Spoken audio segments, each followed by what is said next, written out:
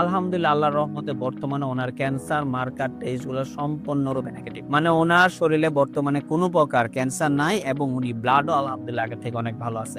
এমত অবস্থায় আপনার রোগী কি শারীরিক মানসিক সব দিক থেকে আলহামদুলিল্লাহ ভালো আছে? আলহামদুলিল্লাহ সব দিকে ঠিক। সব দিকে ভালো। ওনার খাওয়া দাওয়া, খাওয়া দাওয়া ঘুম, প্রস্রাব, পায়খানা সব আলহামদুলিল্লাহ okay, সব আলহামদুলিল্লাহ ভালো। আসসালামু আলাইকুম ওয়া রাহমাতুল্লাহি ওয়া বারাকাতুহু। আমি doctor Mohammad Aslam, BHMH, BHP Dhaka, BHMH on course Dhaka বিশ্ববিদ্যালয়। বর্তমানে বিশ্বনন্দিত ক্যান্সার চিকিৎসক অধ্যক্ষ ডক্টর এস এন সারোয়ার স্যারের চেম্বার গণস্বাস্থ্য হোমিওতে ক্যান্সার চিকিৎসক হিসেবে নিয়োজিত আছে। আল্লাহর রহমতে আমি আপনাদেরকে আজকে পরিচয় করিয়ে দিতে যাচ্ছি এমনই একটা পেশেন্টের সাথে যিনি আল্লাহর রহমতে ক্যান্সার রোগ থেকে সম্পূর্ণরূপে আরোগ্য হয়েছেন। চলুন আমরা সরাসরি ওনার কাছে চলে যাচ্ছি। আসসালামু আলাইকুম ভাইজান, কেমন আছেন আপনি? আলহামদুলিল্লাহ। ভাইজান নাম কি আপনার? আমার নাম মোহাম্মদ পন্নু মিয়া। মোহাম্মদ পন্নু মিয়া। আপনার গ্রাম কোথায় ভাই? গ্রাম হইল দরিকুশিলে আর ইউনিয়ন? বললা বল্লা। বল্লা ইউনিয়ন। থানা কোনটা? কালিহাত আর জেলা? টাঙ্গাইল। টাঙ্গাইল জেলা। আচ্ছা, আপনার বাবার নাম কি? মুজিবুর রহমান। মায়ের নাম? খুদে যাবে খুদেজা বেগম। আপনার বোনের নাম কি?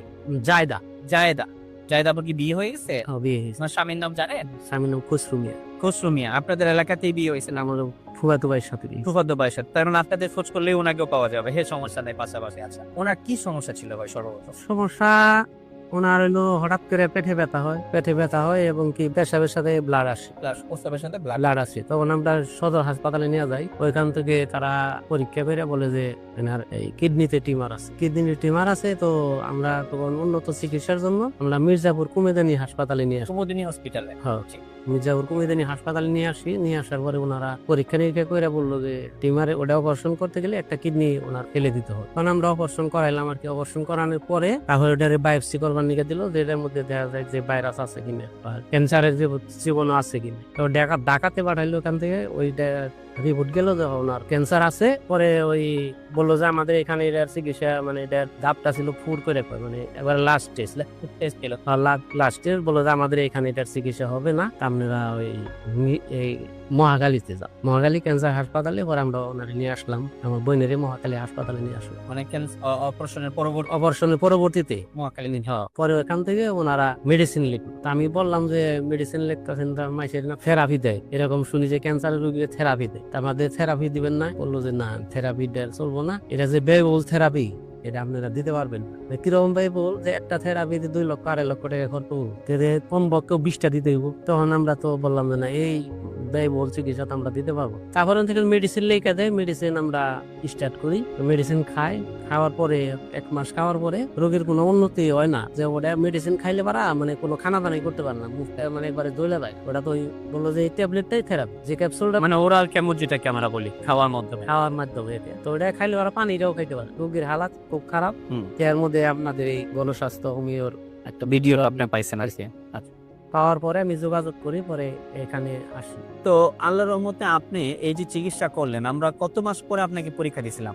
4 মাস পরে। 4 মাস পরে আমরা আপনাকে পরীক্ষা দিয়েছিলাম। 4 মাস পরে পরীক্ষা রিপোর্ট গুলো কি আসছিল? 4 মাস পরে পরীক্ষা রিপোর্ট তো ভালো আসছে। এটা ছাড়া আমরা এই ক্যান্সারটাকে আরো কঠিন ভাবে আইডেন্টিফাই যে আর তো অন্য কোথাও কি আছে কিনা সেটা দেখার জন্য আমরা ক্যান্সারের যে মার্কার গুলো আছে সেই মার্কার টেস্ট গুলো আমরা এখানে করেছিলাম। আলহামদুলিল্লাহ আল্লাহর রহমতে বর্তমানে ওনার ক্যান্সার মার্কার টেস্ট গুলো সম্পূর্ণরূপে নেগেটিভ। মানে ওনার শরীরে বর্তমানে কোনো প্রকার ক্যান্সার নাই এবং উনি ব্লাডও আলহামদুলিল্লাহ আগের থেকে অনেক ভালো আছে। এমতো অবস্থায় আপনার রোগী কি শারীরিক মানসিক সব দিক থেকে আলহামদুলিল্লাহ ভালো আছে? আলহামদুলিল্লাহ সব দিকে ভালো। ওনার খাওয়া দাওয়া, ঘুম, প্রস্রাব, পায়খানা সব আলহামদুলিল্লাহ ভালো। আচ্ছা, আপনি যে আমাদের এখান থেকে চিকিৎসা করে আল্লাহর রহমতে ভালো হয়েছেন, এই বিষয়ে জাতির কাছে কি বলতে চান যদি কিছু বলেন? জাতির কাছে বলতে চাই, এলোপ্যাথি চিকিৎসা করে যে ব্যয়বহুল, তারপরে নিশ্চিত মৃত্যু আমাদের ওইখানে আরো ঘটছে। যার কারণে আমার বোন, আমি মৃত্যু যাই নাই, যে বোন বাদী মারাই যাব, একটা ট্রিটমেন্ট আমি দিয়ে দেখি। মানে লাস্ট কি হয় কি আল্লাহ কি করে? এত হায়াত না থাকলে তো পৃথিবীর কেউ বাঁচাইতে পারবো না। কেউ বাঁচাইতে পারবো না, পারবো না। যার কারণে আমি এখানে আসি, গণস্বাস্থ্য হোমিওতে আসি। ওষুধ খাওয়ার পরে আল্লাহ রহমতে বর্তমানে খুবই ভালো রেজাল্ট, খুবই ভালো। আমরা সারা বাংলাদেশের মানুষকে বলবো, যাদের এই সমস্যা আছে তারা এই গণস্বাস্থ্য হোমিওতে যোগাযোগ করবেন এবং এখান থেকে মেডিসিন নেন। যেভাবে তারা বলে, এখানে যেভাবে তারা লেখা দেয়, ওইভাবে নিয়মিত যদি আপনি খাইতে পারেন, ইনশাল্লাহ, যেহেতু আমার বোনের চিকিৎসা হয়েছে, ভালো হয়েছে, আপনাদেরও আল্লাহ ভালো করবে।